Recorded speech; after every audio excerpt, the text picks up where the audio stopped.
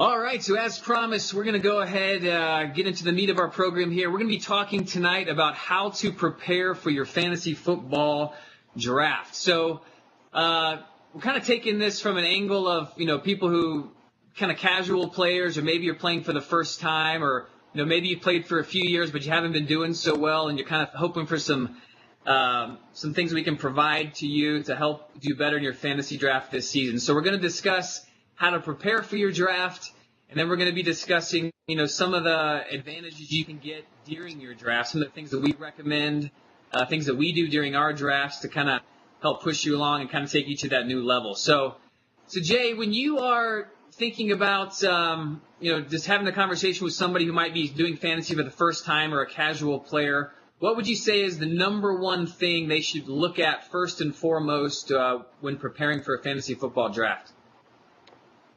Well, first of all, you got to know your scoring system. If you don't, you got to know, was it PPR, non-PPR? What's your defensive scoring?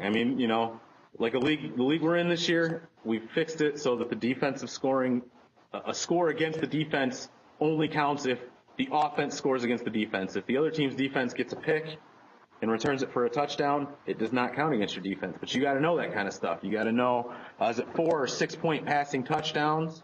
The certain positions get bonuses. The running backs or wide receivers get bonuses for, catching a 50-yard pass for a touchdown. Is it a 2-quarterback league? That's going to affect your draft strategy immensely. Quarterbacks are going to go way earlier. Big time. And you're going to need to get at least one really good one. What are the must starts each position? How many flex plays do you have? Is there an IR spot? How many bench spots do you have? All of these things go into, your strategy going into your draft. If you don't know this stuff, you can't do anything. You're screwed. You're going into it blind. It's like, going into a whorehouse with a blindfold on. You don't know what you're going to get.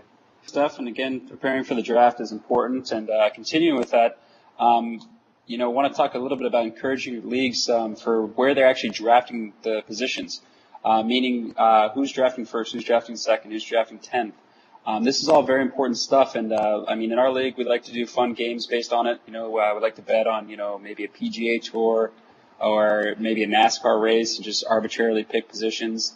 Instead of it just having reverse order of who got last year gets first pick this year. So we want to be a little bit creative with this. And again, this is important to do ahead of time, at least a month in advance, so that you can actually take the time to do it. Because unless you're us, where you can literally look at fantasy football every day, chances are you're probably going to look at it once or twice a week during the off season. And this is a good time for you to know, hey, this is where I'm drafting, and here's kind of some targets I want. Here's who I think might fall to that position, and here's who I might want to reach for that position. We'll get a little more into the draft here in a second. But Rob, we'll turn it back over to you if you want to add anything to that. Yeah, so just an example of something we did this year for the first time in our Red Zone Warriors League is that we chose to use the NFL draft itself as a way to to pick our draft position. So it made it fun. It was, we're all excited about the NFL starting. The draft is kind of what precipitates all this stuff. So we actually, picked draft namees out of a hat, like the top 10 guys. And then we got to, select which guy that we wanted, kind of guessing at where he would actually go in the draft. And then when the draft was over, in whatever order those guys actually went is the order in which we got to choose which draft slot that we prefer and want. And we did that. We've already nailed that down. Of course, the draft is, months over with now. But we went ahead and selected our spot a couple weeks ago, so we have plenty of time to prepare. And that's the point here. If you guys are picking your guys or you're getting your draft slots, the day of the draft or a few minutes before or a week before, it just doesn't give you much time to prepare. And if you're one of the guys who puts more effort into your league, it's only going to give you a competitive advantage to know your spot ahead of time. And we'll get more into that, the reasons why that's beneficial moving forward here.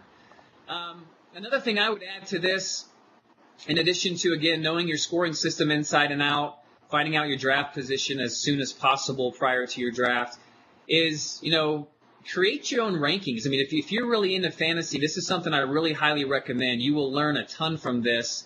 And if you have a little extra time, it doesn't take all that much time, but go ahead and create your own rankings and then tier them out. You'll hear us talking about tiering here quite a bit. One of the things you can do is you can just start by having, you got to have a baseline somewhere. It'd be too hard to start from scratch. So go ahead and use last year's final point standings as your baseline. There's plenty of sites that you can download this stuff and get it into an Excel document or whatnot. And then you start to move the guys up and down based on a variety of things, such as if guys change teams, coaching changes is pretty significant in how their offense is going to be run.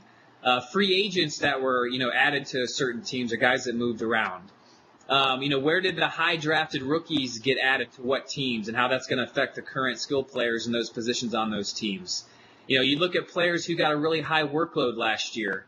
And some of the guys who you think are going to break out, some of those second-year receivers and, second-year running backs that you think are going to, have another year of development under their belt and really break out like an Andre Ellington possibly for this year. You can look at strength of schedule to some extent as maybe a possible tiebreaker before a couple guys if you're not sure who to rank higher. It's something fun. We've been doing this for years. We enjoy doing that. If you're not that into it or you just frankly don't have the time to do it, then obviously you can go to redzonewarriors.com. You can look at our rankings. But the bottom line is, preparation is the key for heading into your draft. You have to be prepared and feel prepared so you make good decisions. So if you feel comfortable using someone else's rankings, then go ahead and do that. And there's some other options here for you as well. We'll go ahead and plug some of these other guys that have been doing this for a long time. Fantasy Football Guys is, of course, a great site for that. Fantasy Guru, 444 with John Polson, Fantasy Pros, Gridiron Experts, the Draft Sharks. There's just a variety, a couple half dozen sites there that you guys can check out. And if you don't want to use their rankings, you can still look at some of their sleeper lists and so forth, and just kind of get yourself prepared, for going into your draft. So Jay, anything else that you want to add to how to prepare for your draft? Yeah, you got a mock draft. Like the Jimmer was saying earlier, find out your draft position early, and one of the main reasons to do this is so that you can go on, one of these sites like Fantasy Football Calculator or Draft Experts, whatnot, and mock draft. And if you know your position, it saves you a lot of time, because if you don't know your position, what you have to do is you've got to do multiple mock drafts from the beginning of the draft, the middle of the draft, the end of the draft, from all different positions to try to figure out what strategy is going to work best for you to get the guys that you want. So you're looking at, do I got to do running back heavy at the beginning, or wide receiver heavy, or tight end early? Do I want to get a quarterback stud in the early rounds, which, by the way, you should never, ever, ever, ever do? Or do I want to do it, late quarterback streaming, or, take a guy like Stafford in the 5th or 6th round? Or do you want to do best player available, which is usually what I do, or a combination of all these things? Your draft spot, like I said, it's going to dictate a lot of your strategy to you. So the earlier you find out, the more mocks you can do. I mean, I literally do, and much to my wife's dismay, hundreds of these things every off season, because I want to know exactly what's going to go on. When I walk into the draft, I want to be like, okay, here's the guys I'm going to get, most likely. I mean, weird things can happen to anybody, but I want to know as much as I can about what's going to go down and who's going to be available and who's not going to be available. So, and you can look at things like, possible areas where guys make runs on certain positions and stuff like that. So some of the sites you can go to for it: Fantasy Football Calculator, My Fantasy League does them, ESPN does them, Yahoo, CBS, NFL.com. They all have mock draft sites. Another tool I like to use for mock drafting, because I'm in a keeper league, is Fantasy Pros has a draft wizard. And what they do is you're not actually drafting against other people online. You're drafting against expert picks and ADP and whatnot.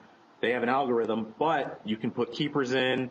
There's a lot you can do. I use that a lot in my keeper league so that I don't have to go into a mock draft and be like, well, I can't get Calvin Johnson because he's being kept, and have to pick somebody else. And it just doesn't work right for you to see what's really going to happen. So definitely use that.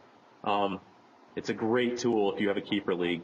So, Jim, you got anything else you want to add to this here? Yeah, some final thoughts before we talk about, during the draft. This is a good time. I mean, usually the leagues a lot of people are in, especially as neighborhood leagues or friend leagues, go have a couple extra beers with your buddy and maybe have a few more glasses of water and pick their brains, see what they're looking for. If you can find out someone they're really high on and someone that they'll reach for, then you can either slip back and maybe be able to get someone that will be available to you there. So you kind of can actually formulate a lot of your opinion from them. Again, it's also speculation too, because a lot of times guys will say anything they want to say just to throw you off. Mostly like, oh, hey, I'm taking a kicker in the third.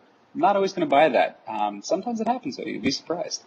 All right, on our next show, we're going to be breaking down the major training camp headlines and position battles in the AFC. So join us in 2 weeks for that.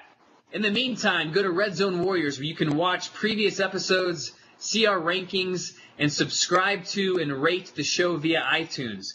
And don't forget to follow us on Twitter and tweet us all your fantasy football questions at Red Zone Warriors. So for the Cushman and the Jimmer, I am Rob the Commish Smith, and remember, if you are taking a fantasy off season, you are already losing. And we'll catch you next time.